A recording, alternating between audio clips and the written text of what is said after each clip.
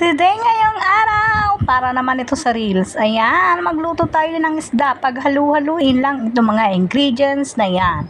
Yung lechon na slice, fried tofu, yung ating mushroom at yung spring onion. At gumawa ako ng sarili kong sauce.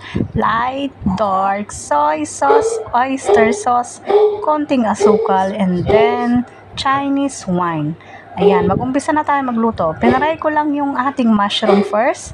At saka, pagkatapos yung maluto, pinirito ko na yung ating isda. Ayan, prituhin natin yung ating isda. Medyo makapal lang siya.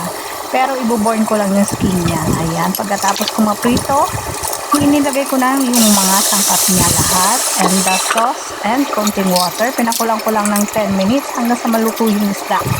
Yung isda kasi makapal, kaya pakuluan lang natin na may takip. Yun, after maluto, tinikman ko, after ng 10 minutes tinikman ko, at medyo matabang, nag-add na lang ako ng konting asin. Ayan, tumatahol na ang aking mga aso. Andito na yung aking amo, magla-lunch pa lang siya.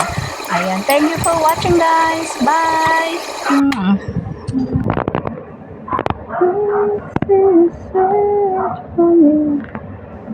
I'm feeling inside.